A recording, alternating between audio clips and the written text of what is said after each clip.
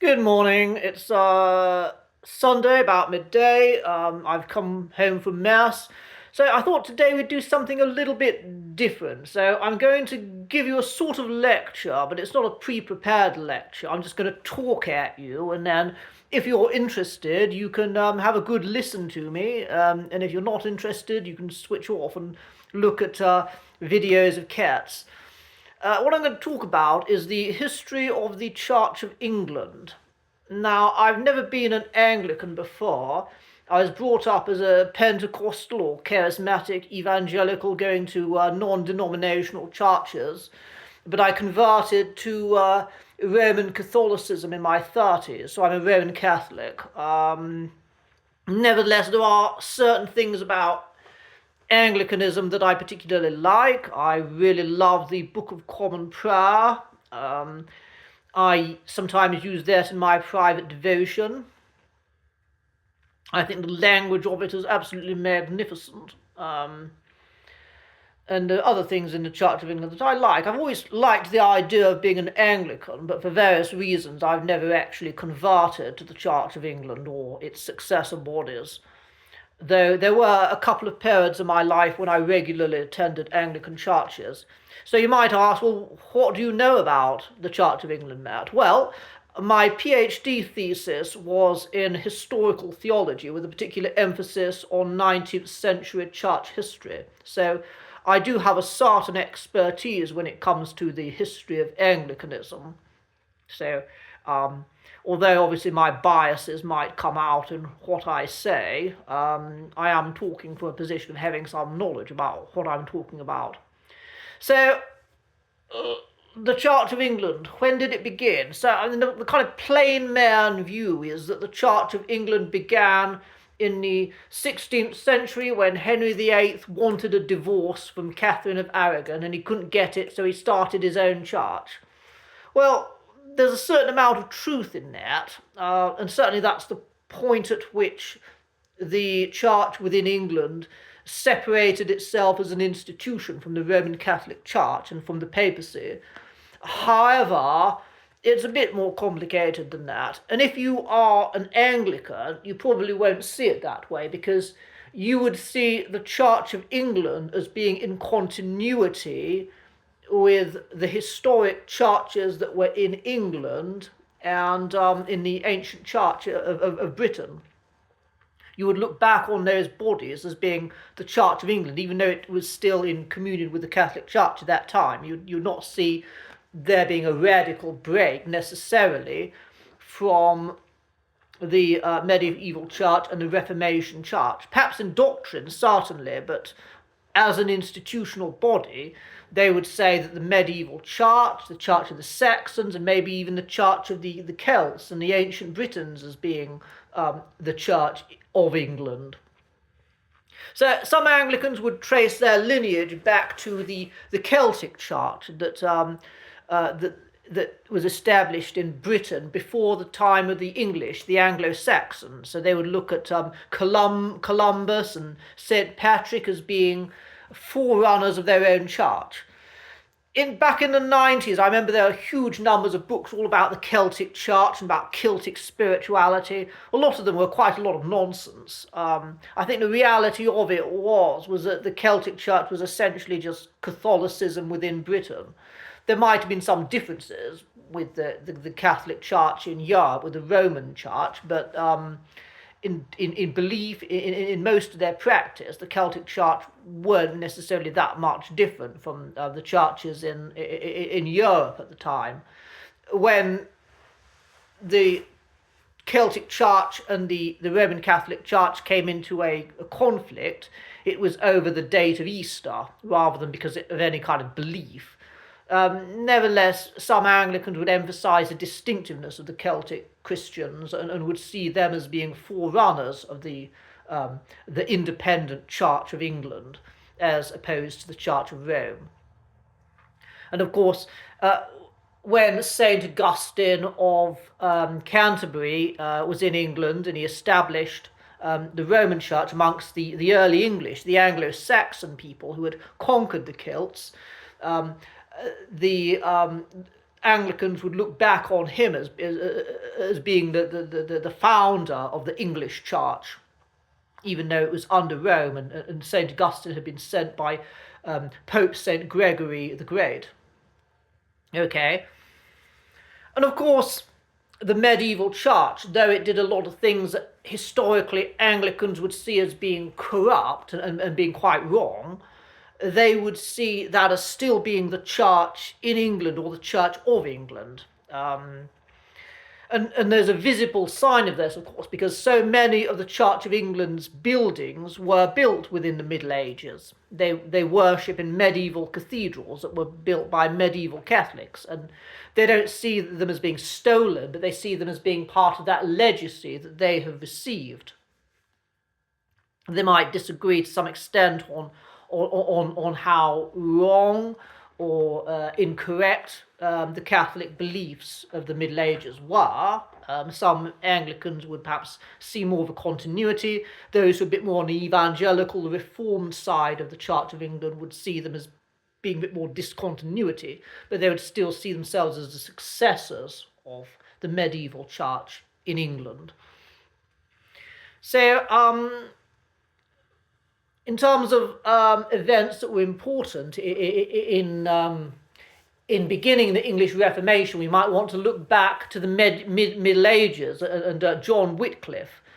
He was a medieval priest and theologian who opposed some of the Catholic Church's teaching.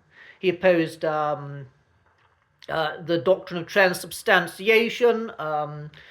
He opposed the sale of indulgences. He thought there was much in the church that was corrupt, and he started a movement that came to be known as the Lollards. Historians disagree about how popular the Lollards were, but they were vigorously persecuted by the medieval Catholic Church and very much opposed by the church authorities. And John Wycliffe himself, he died before he could have been tried and executed, but his body was cut up into pieces and thrown into the river. And so the early reformers, those who began the English Reformation, would have looked back at John Wycliffe as seeing him as being one of their forerunners and somebody who they admired. Now, Henry the Eighth, of course, everybody knows that it was Henry the Eighth who kicked off the English Reformation and who started the Church of England. But of course, it is, with all these things, it's a little bit complicated. So, the Reformation had happened in Europe. It didn't begin in England. It began in Germany with Martin Luther, who he opposed the sale of indulgences. That was pardons for sin that you could buy from the church. So you were able to give some money to the church, and in return for that, it was the church kind of said, oh, you've received such and such an amount of time out of purgatory, that place of purification where Catholics teach that you go to be purified for your sins after your death before you can enjoy the full blessings of heaven. So Martin Luther thought that was very wrong, selling indulgences. He took some time to develop his particular teaching and his ideas about how we are saved. But it began with that issue of selling pardons for sin. And he put forward the idea that we are justified by God purely by faith, not by the sacraments of the church, not by the things that the church commands us to do, not by doing good works. And there were people in England who very much sympathised with what Martin Luther was saying. One of those was a chap called William Tyndale, and he translated the Bible into English from the original Hebrew and Greek. Now, I mentioned John Wycliffe earlier, the medieval theologian who opposed some of the church's teaching. He'd also translated the Bible into English, but from Latin, so it wasn't necessarily a very good translation that he'd put forward. But William Tyndale produced a new translation of the Bible into English, and it was he was again vigorously persecuted, and under the reign of Henry VIII he was executed. So Henry VIII, of course, was not a Protestant. He was not a sympathiser of Martin Luther. He was very much opposed to the Protestant ideas that were catching on in Northern Europe. In fact, Henry VIII, he ghost wrote a book. St. Thomas More actually wrote the book, but Henry VIII was the author of it, which criticised Martin Luther's teaching and defended the importance of the sacraments of the Church. And because of that, the Pope rewarded him by giving him the title Defender of the Faith, which is a title that King Charles III possesses. All of the monarchs of England since Henry VIII have held on to that title of Defender of the Faith. Of course, they've been defenders of the Protestant Reformed religion and not the Catholicism that Henry VIII originally got the title for defending. Now, as everybody knows, it all started because Henry VIII wanted his divorce. Well, that's not quite true. What Henry VIII actually wanted was an annulment of his marriage. He wanted his marriage to be declared invalid or void.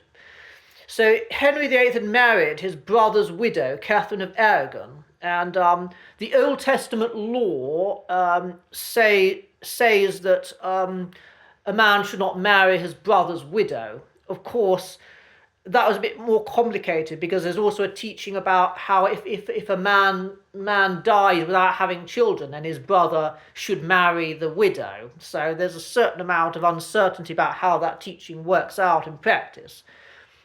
Henry VIII sent a letter to the Pope saying, could you void my marriage, please, so that I can marry somebody else?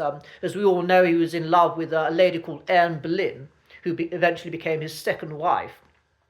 But unfortunately for Henry VIII, the Pope was a prisoner in the Vatican.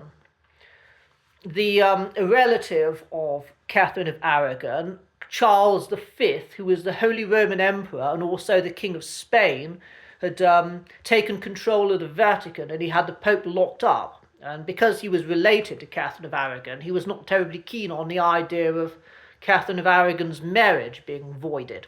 And so the Pope, under the pressure of Charles V, of course, declined to void Henry VIII's marriage. So Henry VIII came up with the Act of Supremacy, which declared that he himself was the head of the Church of England and not the Pope.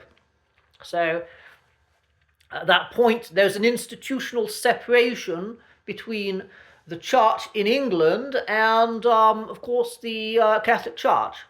Now, the Church of England didn't suddenly become Protestant. As I said, Henry VIII was very much a supporter of Catholicism and Catholic beliefs. He quite liked the idea of people praying for him once he was dead, to pray for his soul, which was not a Protestant thing.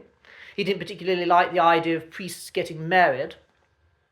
And probably one wonders if he really cared that much about doctrine. The idea of justification by faith. Did that mean anything to Henry VIII? Given that he'd ghost-written a book on the subject, it seems a bit unlikely that he really did. Nevertheless, those who supported the Pope, St. John Fisher, who was a bishop, and St. Thomas More, who was Henry VIII's right-hand man, were executed because they wouldn't accept Henry VIII as being the head of the Church of England.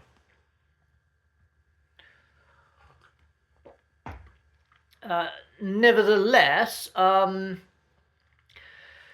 although Henry VIII wasn't keen on Protestantism, the separation between the Church of England and the Catholic Church created an opportunity for those within England who were sympathetic to the Reformation ideas. And one of the people who took a lead in that was Thomas Cranmer, who was the Archbishop of Canterbury. He was somebody who was very much influenced by the new Protestant teachings in Europe. And he hoped that the church could be reformed in England and made into a Protestant church. He kept trying to push and push and push for some of the new ideas to come in, but Henry VIII kept resisting and preventing that from happening and insisting on keeping with the old ways. And of course, many of the bishops were traditionalists who didn't want to depart from Catholic teaching. So it was very difficult at the time for Thomas Cranmer to make the headway that he wanted to make. And of course, he got his opportunity with the death of Henry VIII. Edward VI, the son of Henry by Catherine Seymour, became King of England. He was just a boy, but he had very definite opinions about religious matters. He was a fervent Protestant, and he wanted the Church of England to be reformed. And so this gave the opportunity for Thomas Cranmer to get his way and to establish the new way of doing things. So one of the things that came out of that was a new prayer book, the Book of Common Prayer, the first edition being in 1849, which was not radically changed, but it was a huge step in a new direction. It kept some of the things within the old medieval liturgy. It still had a form of the Mass that was quite similar to the Catholic Mass. Then later in 1852, he introduced another edition of the Book of Common Prayer, a prayer book in English for all Christians in England, and it was much more reformed in its ideas and what it said. Of course, you mustn't forget also one of the things that Henry VIII had done, which was, of course, the dissolution of the monasteries. Henry VIII closed down all the monasteries, which was a huge social change within England.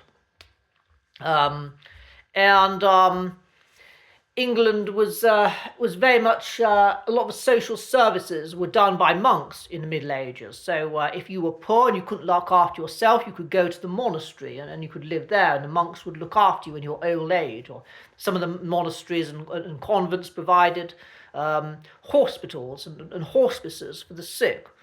But of course, all these things came to an end. So this was a massive social change within England. This is one of the more well-known things that Henry VIII did. Of course, Henry VIII didn't do this because he didn't like monks. He did this because it meant that he could have all the rich property that some of these monasteries had obtained. He could have these lands for themselves. He could give away these abbeys and convents to his supporters as rewards, so they could turn them into houses. Of course, that meant that the parishes had to develop new ways of looking after the sick and the poor, and a lot of these things were put into place, new government institutions within the local parish, so there became a new system of relief for the poor within parishes. Maybe not as extensive, as effective as the old system with the monasteries had been, but they became an important part of the social structures of England. These parish relief. So we mentioned the Book of Common Prayer. We mentioned changes in the dissolution of monasteries. Of course, the physical buildings of the churches were changed. So because of Protestantism, all the statues and the old images were removed from churches. The stained glass windows were removed and replaced with plain glass. All of the paintings on the walls, the frescoes, they were all whitewashed, because that wasn't part of the Reformed way of doing things. So the Protestants said that you should be focused on God. You should be focused on the scriptures and listening to the preacher. You shouldn't be focusing on visual things, images. So all that was got rid of. I mean, you might go into an Anglican church, a medieval church, and see all the stained glass windows and the decoration in there. And you might think, oh, well, that's what Anglican churches were always like. But actually, that's not the case. A lot of these things, like the stained glass windows, were restored in the 19th century. But back in the 16th century, after the Reformation, the churches are plain and whitewashed, and all the decoration was removed because of this new reformed way of doing stuff. Historians argue a lot about what people thought about this. I mean, did people go along with it? Were people happy with the changes? So you read some historians, and they're like, oh yes, people were very enthusiastic about the Reformation because they were really keen to hear people preaching the scriptures in English and making them, giving them a new education in how to be saved. Other people, like Eamon Duffy, who wrote a very popular book called The Stripping of Altars, argued that the people in the Middle Ages, although there was some corruption in the church, people were very, very passionate and very committed to the spiritual ideas of medieval Catholicism. And so they weren't keen to go along with all these changes when the Reformation came in. And he argues very well for that point of view. Of course, probably the truth is that there's probably a lot of variety in what people thought. You see, England was quite a diverse place. They didn't have television or radio, there's no BBC, so there's not so much of a national culture. So people in Yorkshire might have very different ideas to people in Cornwall or in Sussex. So you'd have variations in what people thought in different counties, and even between different villages. You'd have people with very different ideas about the country and about the king and about the church. So probably some people were enthusiastic and other people weren't. Now, as I said, Edward VI was only a boy when he came to the throne, but he was still young when he died, and he was too young to have any children of his own. So the throne went to his half-sister, Mary, who was the daughter of Catherine of Aragon. So all this trouble started because of her mother being removed from the royal family. So you can imagine that Mary probably grew up not being terribly enthusiastic about all the religious changes that were going on. And indeed, Mary was a devout and perhaps somewhat fanatical Catholic, and she wanted to take things back to the medieval Catholicism. She was very keen to make these changes. Unfortunately, she probably didn't have very long to do it. You see, so much of Catholicism had been removed. The churches had been changed physically. People had got used to worshipping with a new liturgy that was in English. You can't suddenly turn the clock back, especially when so much of Catholicism is grounded in physical things, of church decorations, of physical books with the Latin texts. It's the priests who wear the vestments. All these physical things, they require money to obtain, and it's very difficult to suddenly go from having none of those things to having them back again. So it was a losing battle for Mary to try and re-establish Catholicism in England. Of course, she tried to do it in part by persecuting the Protestants, having all the priests who wouldn't go back to Catholicism imprisoned or executed. And hundreds of people were executed during her reign because they supported the Protestant Reformation.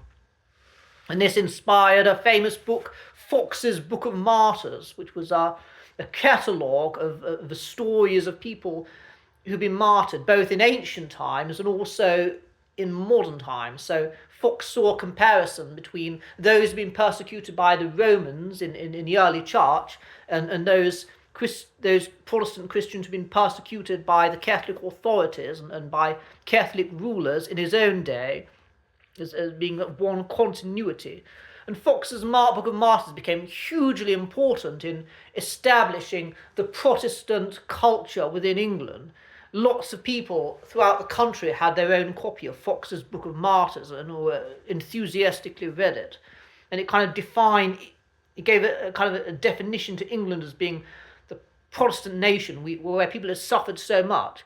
In a sense, it was the worst thing that Mary could have done, to have had so many people executed. A lot of people who maybe might have been inclined to go along with her religious ideas were completely put off by all this bloodshed that she'd unleashed upon Protestants. They didn't really like what she was up to. They thought that was kind of ugly. And so they were quite happy to go back to Protestantism. Of course, we haven't mentioned the brief interlude of the 9-day Queen, Lady Jane Grey. Maybe that's more history than we needed. But before Mary came to the throne, there was a brief attempt to try and put a Protestant on the throne, which was Lady Jane Grey, who was a distant relative of Henry VII, who had been king before Henry VIII. She unfortunately ended up being executed for her attempt to become queen, and her husband and the Duke of Norfolk, who tried to get her crowned, ended up getting his head chopped off. But when Mary died, she was succeeded by Henry's daughter, by Anne Boleyn, Elizabeth I of England. Some people call the reign of Elizabeth I a golden age. I'm not quite sure that's really necessarily accurate. The Elizabethan times, they were very dark times. There was a lot of religious disputes going on. There was a continual threat of invasion by Spain. So, yeah, Elizabeth's reign, it's kind of, I think that's the idea of it being a golden age is more a product of Victorian propaganda. But that's commonly something that a lot of people think. And a lot of amazing things did happen during the reign of Elizabeth I. So Shakespeare wrote some of his first plays. You had Francis Drake, the Spanish Armada, the defeat of the Spanish invasion, exploration in the New World, the establishment of the first colonies in America. So it was an eventful time. Although I would actually argue that a lot of the even better things happened during the time of the Stuarts, particularly James I, Elizabeth's successor. That was a time of general peace, increased religious harmony, and good relations with our European neighbours. So I would actually suggest that the reign of James I had a better claim to being a golden age than the time of Elizabeth. Nevertheless, we're getting a bit off the point of the Church of England. So it's a bit uncertain exactly what Elizabeth I thought about religious matters. A lot of what she said was a little bit ambiguous. She was a Protestant. Was she a very fervent Protestant who wanted to go along with the ideas of John Calvin and Martin Luther and all that? Probably not. A lot of the stuff that she did was maybe an attempt at compromise, but as with a lot of compromises, not everybody is satisfied. So she came up with the 39 Articles. Well, her churchmen did. She didn't necessarily write them herself, but during her reign, the 39 Articles were introduced, which was a set of doctrinal positions that were established by the Church of England, defining those things that they disagreed with in Roman Catholicism, also those things that some of the more radical Protestants, the Anabaptists, thought, which they disagreed with. So there were some radical Protestants who were pacifists, who believed in baptizing adults rather than children, and some of them held all their property in common, like the early Christians in the Book of Acts, and the 39 Articles condemns what they teach, as well as condemning Catholicism. So the 39 Articles say that the Pope is not head of the Church in England. They say that transubstantiation, the idea that the bread and the wine in communion turns into Christ's body and blood, that's a fond thing. It's a false doctrine. The 39 Articles say we shouldn't believe that. They condemn like carrying images around, having images in churches. They condemn praying for souls in purgatory, all that stuff. The 39 Articles say no, we don't want any of that stuff. But they do affirm the authority of bishops. So whereas the continental Reformed churches, or most of them, had got rid of bishops, the Church of England kept them. So they kept the structure of the medieval church, having bishops, priests, and deacons. And of course, they kept Elizabeth reintroduced the Book of Common Prayer. So the liturgy, which had much in common with the traditional Latin liturgy of the Middle Ages, a lot of the things in that were kept. So making the sign of the cross, that it remained.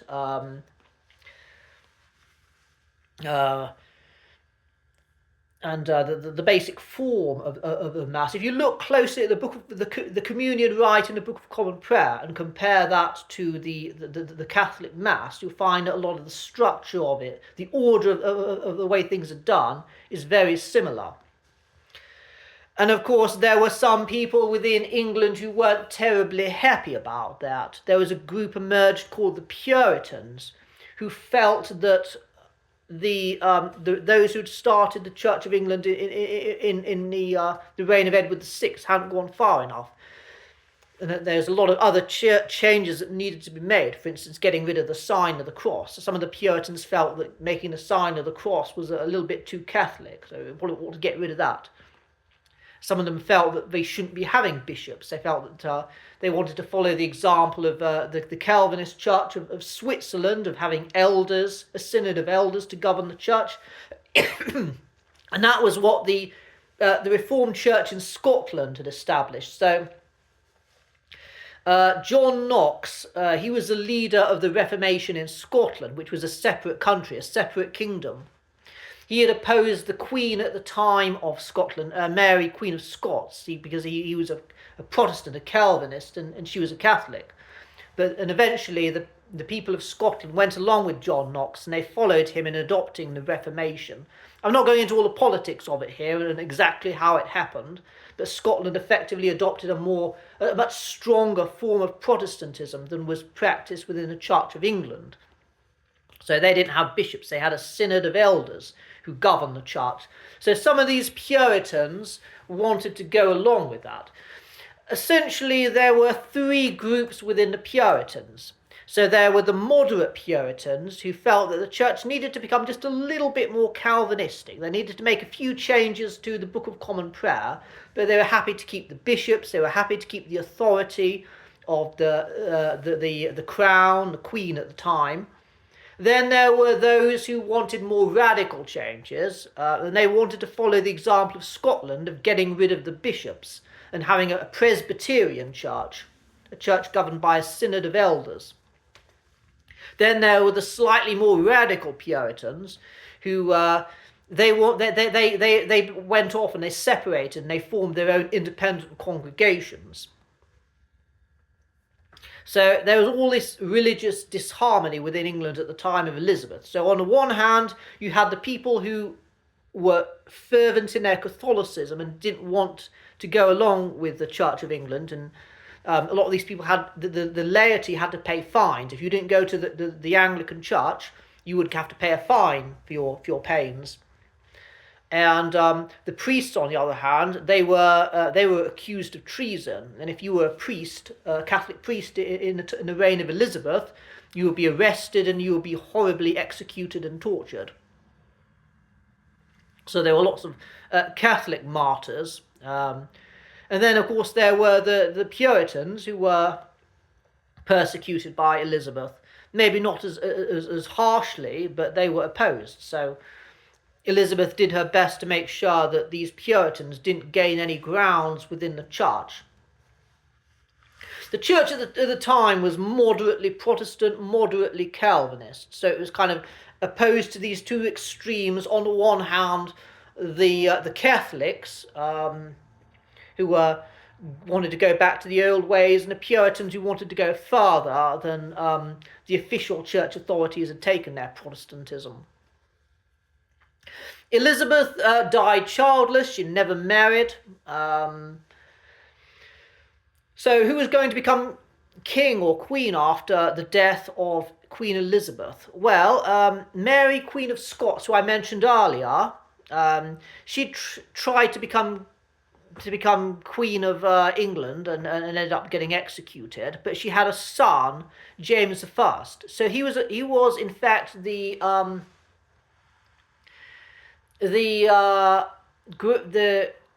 was descended from Henry VII. So Mary, Queen of Scots, was the granddaughter of Henry VII, who had been king before Henry VIII.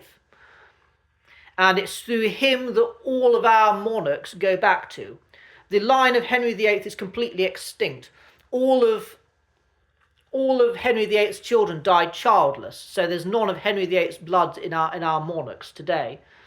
But our monarchy goes back to Henry VII through the line of Mary, Queen of Scots, through to James I, who became King of England after Elizabeth the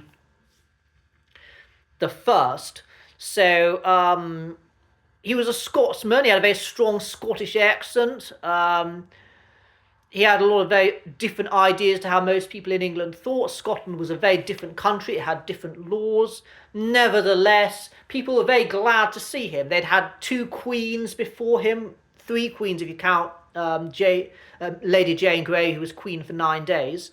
So Mary and Elizabeth. They were a bit fed up of all the uncertainty. Both of these queens that they'd had before them had no children. But James I, he turned up, and he had two sons, Henry and Charles. Henry unfortunately died, but Charles grew up to become king after him. And so people were very, very much looking forward to the stability that of having a male king who had a male heir. As I said, I think the reign of James I was quite a good time. There was a lot more religious harmony. There was a lot more civil harmony. There was no longer a threat of invasion because James I was able to establish good relations with France and good relations with Spain, so people didn't have to worry about an invasion from Europe anymore.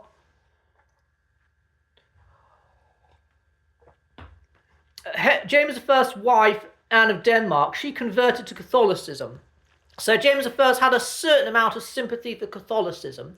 He, like Elizabeth, continued to persecute the Catholics, but a little bit less rigorously. He let some of them get away with it. He was a bit more concerned about the Puritans. He saw them as being a bit more of a threat. One of the things that emerged within the Church of England at the time of James I was a rigorously anti-Puritan party. Some people called them Arminians, which was after a movement in the Netherlands under Jacob Arminius, who opposed some of the teachings of John Calvin. He argued that God doesn't predestine us arbitrarily, but allows us to, of our own free will, of course, with the influence of the Holy Spirit, to become a Christian, to accept the good news of Jesus Christ. The free will is involved. That's, of course, simplifying it quite a lot. But some of these people who were opposed to Puritanism, they quite liked Arminius's teaching, and they went along with it. James I think he was moderately Calvinist, but he had some sympathy with the Arminian party. Although the Arminians within England were different from the Arminians in the Netherlands, I think. In terms of liturgy, in terms of the way they practiced, the Arminians in the Netherlands largely went along with the same ways as the Reformed Calvinists. But here in England, there was something of a traditionalism in the thinking of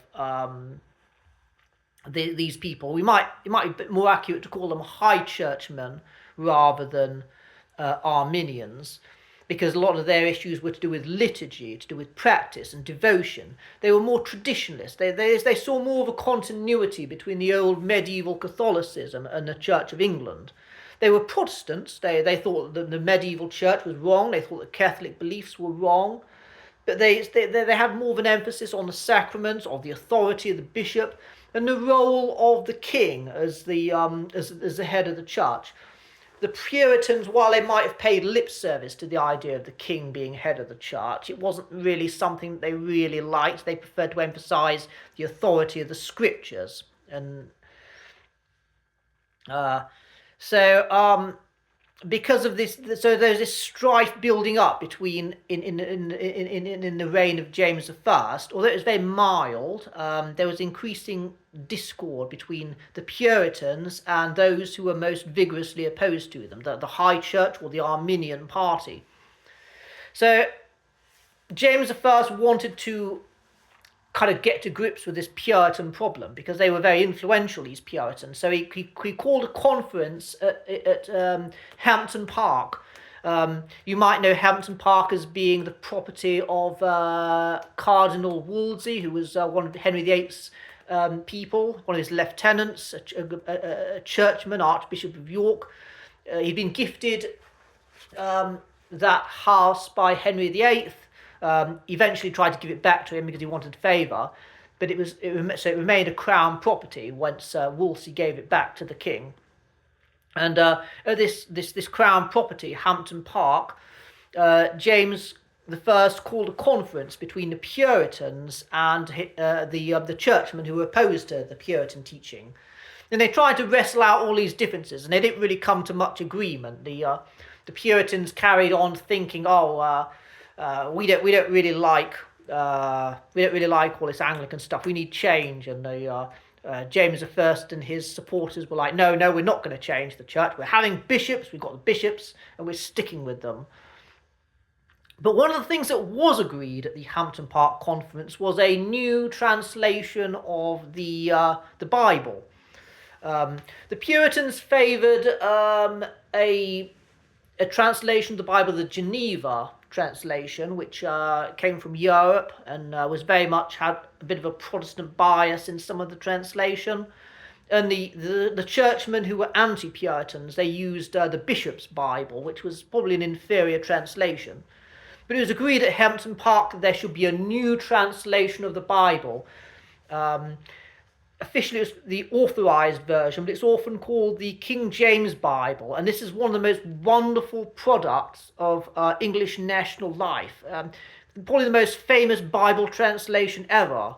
I mean, the language of the King James Bible is absolutely beautiful. It's so magisterial, and it's had so much impact on English language. So many sayings that we use, so many common idioms, like spare the rod, spoil the child. All these things are taken from the King James Bible.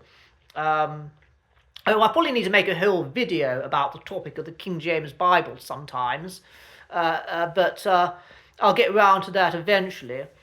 So from the